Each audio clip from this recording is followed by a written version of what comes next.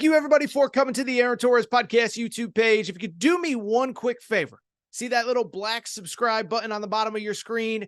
Go ahead, hit that little black subscribe button. Really does help this channel grow, my audience grow, and I appreciate it more than you know. Also, quick thank you to our presenting sponsor, Betfred Sportsbook and the Betfred Sportsbook app. Bet $50 on any game. Get up to $1,111 in free bets courtesy of the Betfred Sportsbook. Thank you again. Now, here's the video that you came here for. Let's keep it going. And speaking of Saturday night, for the first time ever, the first Big Ten on NBC game is Saturday night at 7:30. That's right. Remember, this year, we get Big Ten games, some on CBS. CBS will still have the SEC for one more year, but we get a couple of big games on CBS and Big Ten on NBC every single Saturday night. Kind of crazy to think about.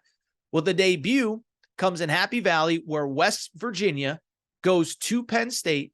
Penn State is a 20-point favorite in the Betfred Sportsbook. The over-under is set at 50. In terms of this game, listen, if you listen to the Aaron Torres pod, if you follow me on social media, if you follow me on Instagram, at Aaron Torres pod on Instagram, I really like this Penn State team. And I know it's kind of trendy, but I am one of many that has picked Penn State to make the college football playoff. Why? Well, part of it's the schedule, but part of it is they got a lot of really good players. Nicholas Singleton, Katron Allen, elite running backs combined for over 2,000 yards last year.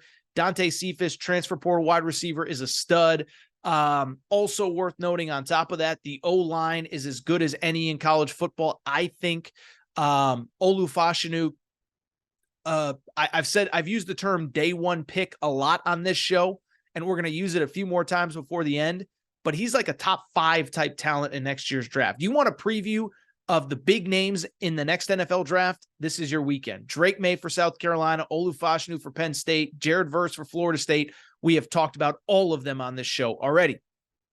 Defensively, again, I mentioned those PFF rankings, Pro Football Focus, and Chop Robinson, a junior defensive lineman. He's a first-round grade according to PFF.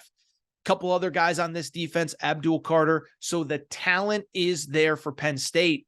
Drew Aller obviously is the quarterback. I should mention that. This will be his first start taking over for Sean Clifford. But if you're going to get a start, do it at night in the home stadium. And when I look at this game, listen, I don't want to beat around the bush. I don't really know how West Virginia stays competitive, because the bottom line with West Virginia, listen, I'm not anti anybody. I'm not trying to get anybody fired. It has not gone well for Neil Brown. This is year 6. His best 2 years, he went 6-4 in the COVID year and then 6-7 in 2021. It's actually year 5, Went 5-7 last year and is 22-25 overall. And when I look at West Virginia, I've said this a few times on the Aaron Torres pod, I don't know what their identity is. I guess I've said it on this show too. I don't know what their identity is, right?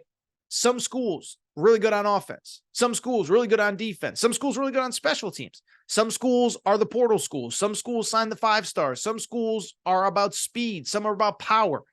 Like, what is West Virginia's identity? And so you're going into a make or break year. How about this? A 4th offensive coordinator in the last 4 years, and really a quarterback that essentially, I don't want to say he hasn't played, because Garrett Green did play last year, but he's a 55% completion percentage guy. So now you're going to Penn State at night. I don't think it's technically a whiteout game, but it's going to be loud. Penn State is so good defensively. And on top of it, it's a night game. I think it's bad news. Went back and looked it up just to make sure. Penn State last year in home games, this is what they did. First of all, they gave up 21 points or fewer in 10 of 13 games last year. But at home, these were the point totals that they gave up. 10 points, 14 points, 7 points, 17 points, 44 points to Ohio State. But remember that game, they turned the ball over a bunch in the fourth quarter. They only had given up 16 points to that point into the fourth quarter, 0 and 16. So gave up 17 points once last year, 17 or more once last year at home. And that one game that they did was against Ohio State, where they only had given up 16 going into the fourth quarter. Listen, I'll be blunt. I think Penn State wins a lot to a little. I like the spread in this game. And I'll also say this. I don't know if I'm going to officially bet it yet, but the over under of 50 sounds good as well, because I think this is like I really think this is like a 31-3 type butt kicking where Penn State covers and it's super low scoring. Give me Penn State, but I do like Penn State to take care of West Virginia.